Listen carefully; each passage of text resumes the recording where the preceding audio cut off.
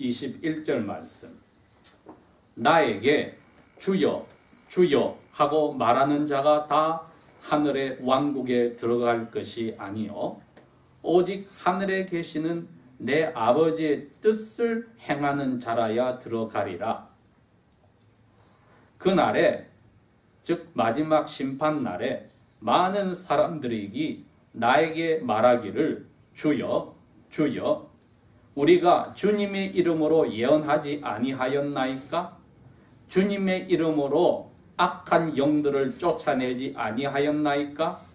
주님의 이름으로 많은 놀라운 기적들을 행하지 아니하였나이까 하리니 그때에 내가 그들에게 밝히 말하되 나는 너희를 결코 알지 못하나니 불법을 혹은 불의를 행하는 너희여 나로부터 떠나가라 하리라. 그러므로 누구든지 나의 이 말들을 듣고 행하는 자는 자기의 집을 바위 위에 지은 지혜로운 사람과 같다 하리니. 여기까지 읽도록 하겠습니다.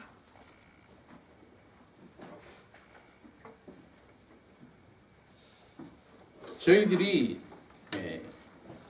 애창하는 우리 찬송가들이 많이 있는데 그 가운데 우리 찬송가 431장에 가면은 저희들이 익숙하게 부르는 가사가 있습니다.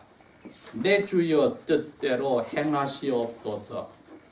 온 몸과 온 영혼을 다 주께 드리니 이 세상 고락관 슬픔과 기쁨 사이에도 주 인도하시고 나를 주관하셔서 뜻대로만 하여 주십시오. 내 주여 뜻대로 행하시옵소서. 큰 근심 중에도 낙심케 마소서. 주님도 때로는 울기도 하셨네. 날 주관하셔서 뜻대로 하소서. 내 주여 뜻대로 행하시옵소서. 내 모든 일들을 다 주께 맡기고 저 천성 향하여 고요히 가리니 살든지 죽든지 뜻대로 하소서. 이 찬송시를 독일에서 힘들어하던 목자님이 슈모크라는 목자님이 지금부터 301년 전에 쓰셨습니다. 1716년에 자기가 살던 도시가 화재로 거의가 전소가 되어버렸습니다. 그 당시에 독일 상황이 종교개혁이 일어난 지 160년이 지났음에도 불구하고 가톨릭이 거의 독일을 점령하여서 로마 교황이 독일의 각 공국에게 이야기를 했습니다. 오늘 미국으로 치면 하나의 주들이죠. 각 주에 루터 교회는 하나만 세울 수 있다. 각 주가 보통 40개에서 50개 정도의 도시로 만들어져 있는데 어느 도시에도 루터 교회당을 세울 수 없고 탑을 세울 수도 없고 첨탑을 만들 수도 없고 그냥 미팅 장소만 하우스를 지어라. 그것도 성읍이나 도시 밖에 경계선 밖에 하나만 지을 수밖에 없다. 이렇게 공고가 떴기 때문에 오늘 이 찬송시를 쓰신 슈머크 목자님도 자기 아버님이 목회하시던 교회가 아버님이 돌아가시고 나서 거기서 목자로 불려서 사시면서 36개의 성읍과 도시를 관할합니다. 다 도시 밖에 사람들이 한 곳에 36군데니 그 넓은 지역의 사람들이 주일날 이 자그마한 예배 장소에 와서 예배를 하는데 평소에는 이 목자님 부부가 그 먼 곳을 며칠씩 집을 떠나서 신방을 다닙니다. 여기 미네소라에도 100년 전에 스캔디네비아 이 루터란 교인들이 와서 살 때 요즘처럼 이런 추운 날씨와 눈보라가 겨울에 아주 잦았습니다. 이곳에 한 두 가정 살고 한 10km 떨어져서 한 두 가정 살고 그러니 이민 왔던 그 목자님이 말을 타고 주일날 아침부터 새벽부터 그 한 두 가정 모인 데 가서 예배하고 또 떠나면은 또 10km를 눈보라를 거치고 가서 예배를 하고 그러한 이야기를 제가 글을 통해서 읽으면서 우리가 너무나 편하게 하나님을 섬기는구나 하는 생각을 한 적이 있었는데 이 슈멀츠 목사님이 300년 전에 이 부부가 하신 모습을 보면 나이 어린 자녀들 둘만 집에 남아 있었다고 했습니다. 그런데 이번에도 사나흘 여행하고 왔더니 마을 전체가 불타서 사라지고 자기 아들도 죽어서 집안에 있는 모습을 발견하였기 때문에 수많은 자기 사랑하는 교인들도 다 불에 타 죽었고 그 교회 모이려는 집도 불탔고 자기 아들도 죽었을 때 정신을 잃어버렸다가 정신이 차서 이제 두 부부가 무릎을 꿇고 하나님 앞에 기도를 했는데 그때 떠오른 기도 내용이 이 찬송시였습니다. 이거는 하나님이 우리에게 어려운 일, 이 운명을 그냥 우리는 받고 포기하고 살 거야 그런 뜻이 아니라 마음속에서 이러한 일이 일어났던 것도 우리를 사랑하시는 선하신 매우 좋아하시는 하나님의 뜻에 따라 일어났다고 하는 그것을 저희들은 받아들입니다. 그러니까 큰 근심 중에도 낙심케 마소서. 주님도 우리처럼 때로는 울기도 하셨네. 천성을 향하여 고요히 가리니 이제 우리가 남아있는 우리가 살든지 죽든지 뜻대로 하소서. 이건 하나님 아버지의 뜻대로 살겠다고 하는 자기의 삶을 고백한 것이었습니다. 오늘 예수님께서 목자님으로 완전히 인정을 받고 산비탈에서 수많은 사람들과 자기가 부르신 제자들에게 설교를 아주 많이 하셨습니다. 첫 설교가 아주 길었습니다. 그 설교의 거의 마지막 부분에 오늘 저희들이 읽은 7장 21절에서 24절의 말씀이 있습니다. 예수님께서 말씀하신 핵심은 이거였습니다. 내가 나를 보내신 아버지의 뜻을 잘 알고 그 아버지께서 주신 말씀에 무엇을 하라는 그 일을 끝내려고 왔다. 그런데 요한복음 8장에 가면은 나는 항상 아버지가 기뻐하시는 일을 하기 때문에 아버지는 나를 혼자 두지 않았다. 이렇게 이야기를 하면서 오늘 마태복음 여기에서 자신이 하신 이 가르침의 내용은 이제 심판날에 아버지의 뜻대로 살던 내가 이 세상 사람들을 심판하러 올 텐데 그때에 많은 사람들이 재판관인 나 앞에 와서 말하기를 이건 유대인들을 향하여서 하는 이야기입니다. 주여, 주여, 내가 주님의 이름으로 선지자로서 예언을 아니하였나이까? 유대인들이 예언하는 선지자는 하나님이 보내신 사람으로 믿는 사람들입니다. 주님의 이름으로 악한 영들을 쫓아내지 않나이까? 유대인들은 악한 영을 쫓아내는 선생들을 하나님이 보내신 분으로 존경하였습니다. 내가 주님의 이름으로 많은 놀라운 기적들을 행하지 아니하였나이까? 특별히 기적을 행하는 지도자들은 유대인들이 하나님이 함께 하신다고 존경하고 믿었던 사람들입니다. 이 세 그룹의 사람들이 와서 재판관인 예수님께 그 이야기를 바쳤는데 예수님이 그때 내가 그들에게 밝히 말하되 나는 너희를 결코 알지 못한다. 너희들은 불의를 행하는 사람들이니 나로부터 떠나라. 다른 부분에는 나로부터 떠나서 사탄과 그를 따르는 악한 영들을 위하여 예비한 불못으로 가라고 그 어두움에서 슬피 울며 이를 가라라고 하신 말씀을 들을 때 가슴이 덜컹한 겁니다. 도대체 이분들이 무슨 잘못을 하였기에 예수님이 이처럼 무지막지한 말씀을 하셨을까? 유대인의 모든 신앙 있는 분들이 존경하는 분들인데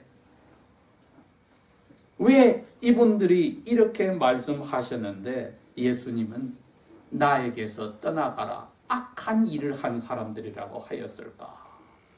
오늘 2017년을 저희들이 은혜로 마감하면서 저희들의 신앙생활을 한번 돌이켜 봅시다. 시작한 이 슈몰츠 목자님의 부부와 같은 삶을 우리가 살지는 않았다 할지라도 여러 가지 일들을 저희들이 겪었을 것입니다. 예수님은 저희들에게 이렇게 이야기하는 겁니다. 24절에 그러므로 이런 종교 활동을 또 하나님께 영광 돌릴 만한 일들을 한 사람이 나는 불의하다고 한 것을 밝혀주겠다. 왜냐하면 누구든지 내가 하는 말들을 듣고 행하는 자는 자기의 집을 바위 위에다가 짓는 지혜로운 사람과 같다. 이게 핵심입니다. 그 기적을 행하고 악한 영을 쫓았던 분들, 주님의 이름으로 예언까지 하였던 분들, 거기에는 가룟 유다도 들어갈 겁니다. 그런데 주님은 불의를 혹은 불법을 행했다고 하시면서 그분들이 못한 게 이거란 겁니다. 어리석은 자였다. 모래로 된 땅에 집을 지은 사람과 같았고 나의 말들을 들었을지언정 행하지는 아니한 사람, 어리석은 사람이라고 이야기를 하는 것입니다. 이스라엘 땅이 우리와 달라서 겨울에 땅이 단단하고 얼었을 때는 진흙토와 같아서 그 밑에 모래가 있더라도 겉으로 볼 때는 아주 단단한 집에 토대를 세울 만한 곳이라고 생각을 합니다. 여름이 되어야만 비가 많이 왔을 때 그 안에 모래까지 진흙탕으로 바뀌어서 진흙으로 바뀌어 힘이 없지만 겨울에는 바위 위와 똑같이 단단하기 때문에 어리석은 사람은 바위 위에 집을 짓지 않고 모래 위에 간단하게 지어도 된다고 생각을 합니다. 그러나 지혜로운 사람은 그것이 여름에 바위로 모래로 바뀌는 줄 알기 때문에 바위를 찾아서 바위가 완전히 자리를 잡는 곳까지 파고 내려가서 집에 토대를 쌓는다는 것입니다. 그게 오늘 우리와 무슨 상관이 있느냐 했더니 예수님께서 올해를 지나가기 전에 우리로 하여금 돌이켜보게 하시고 또 내일부터 새해를 주신다면 지혜로운 사람으로서 살 수 있도록 이 말씀을 주신다고 저희들은 받아들이는 겁니다. 말씀을 듣기만 하지 않고 행하는 사람이 지혜로운 사람이다. 그러면은 예수님의 사도들처럼 혹은 예수님 자신처럼 우리가 다 그럼 전도자로 나선다면은 자기의 삶이 하나님의 뜻대로 사는 거 아닙니까? 지금 그렇게 하라고 예수님이 이 말씀을 저에게 주셨겠습니까? 아닙니다. 그러니 오늘 저희들이 이제 생각을 해봅니다. 오늘 예배당에 올 때까지 내가 가지고 있던 어떤 계획들이 있습니다. 또 계획들이 있었습니다. 또 지금 우리의 마음에 생각하는 것들이 있습니다. 또 앞날의 무엇에 대한 것들이 있습니다. 이 모두가 다 과연 하나님의 뜻 안에 있는가? 즉 우리는 예수님과는 다르게 전도자의 삶을 살아서 이게 하나님의 뜻이다. 왜? 예수님이 그랬으니까요. 하나님 아버지가 보낸 대로 내가 하는 그것이 아버지의 뜻이고 나는 그것이 내가 이 세상 사는 동안에 할 모두다 고백을 했지만은 우리가 다 전도자가 아니고 선교사들이 아니라면 날마다 우리가 가지고 있는 결정해야 되는 계획하는 것들이 아버지의 뜻에 있는지 없는지를 알아보는 것이 첫 번째가 될 것입니다. 그래서 그게 아버지의 뜻과 일치한다면은 저희들이 그것이 이제 행동으로 나가게 되면은 오늘 주님이 말씀하신 나의 이 말들을 듣고 행하는 자라야 복된 자 혹은 지혜로운 자라는 자리에 저희들이 들어갑니다. 그런 배경으로 이 말씀을 저희들이 생각할 때에 어떻게 내가 지금 생각하고 있는 것이 하나님의 뜻에 맞을까? 혹은 하나님의 뜻에서 어긋났을까? 생각을 해보아야 되겠습니다. 이거는 방법적인 면이기도 합니다. 이 세상 인구가 약 70억이 된다고 하는데 각 사람마다 자기 생각이 있지 않겠습니까? 그러면 이 세상에만 해도 70억이란 다른 뜻들이 사람마다 가지고 있다는 겁니다. 그런데 하늘에는 언제나 하나님 아버지의 뜻 하나만이 있었고 그것만 지켜줬습니다. 그래서 예수님께서는 자기의 제자들과 우리에게까지 한 말씀이 그겁니다. 뜻이 하늘에서 하나뿐인 아버지의 뜻대로 이루어지고 진행되듯이 이 땅에도 그렇게 되라고 기도를 하라고 했습니다. 그리고 그 이 땅에 사는 저희들이 그 70억 개의 다른 뜻을 가진 저희들이 가진 뜻이 결정들이 그 하늘에 계신 아버지의 뜻에 맞는지 우리가 이제 점검을 해보는 겁니다. 그러면은 바로 나의 이 말들을 듣고 행하는 자가 지혜롭다 한 그 지혜로운 그리스도인의 삶을 저희들이 살아왔는지도 보고 또 살아야 할지도 점검할 수 있는 시간이 되는 것입니다.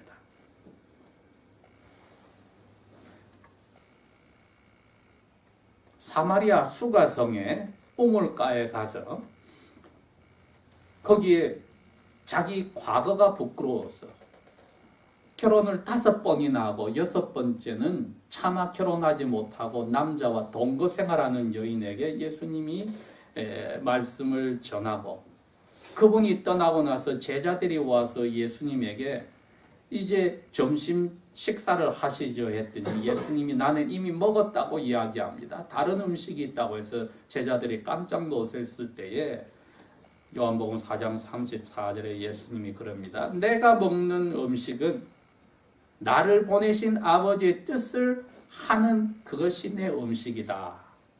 그리고 내가 할 일은 그분이 하라고 한 일을 끝내는 것, 완성하는 게 내가 살아서 할 일이다. 말씀하신 게 영혼을 구원해서 하나님의 자녀들을 하나님의 백성으로 만드는 일이 자기의 일이고 그게 아버지가 자기에게 주신 뜻이라고 밝혔습니다.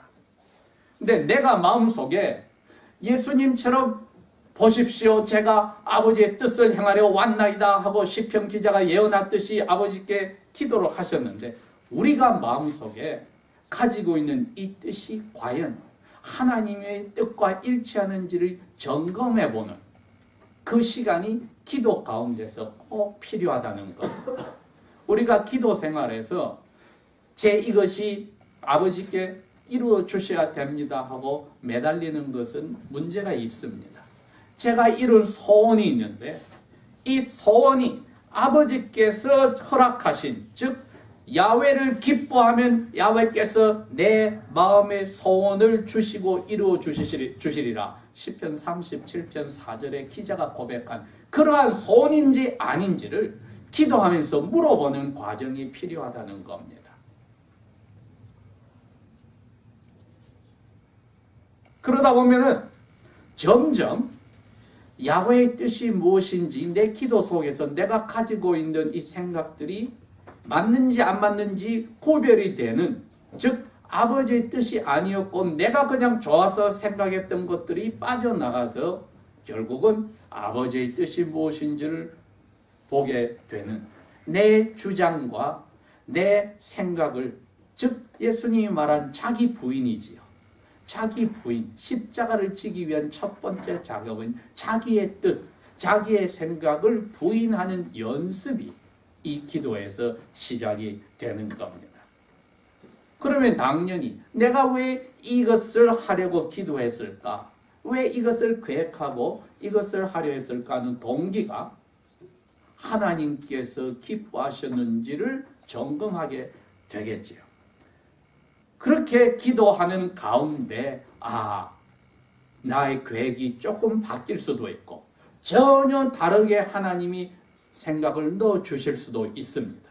그때에야 이거는 하나님의 뜻이라고 생각이 되었기 때문에 이제 하나님은 나의 주위 환경을 통해서 보여주신다 이겁니다. 빌립보서 2장 13절에 분명히 사도 바울이 성령의 감동으로 말씀하셨거든요. 빌립보 교인들아, 너희 안에서 실제로 하시는 분은 하나님이시니 하나님이 자기의 기쁘신 뜻을 너희 속에 두어서 너희 마음에 소원을 주고 그것을 행하도록 나가게 하신다 하니까 하나님의 뜻이 내 소원이었다는 것이 이제 기도 통해서 밝혀졌으면은 하나님이 어떤 사인을 주시는지 주위 환경을 돌아보게 된다는 것입니다.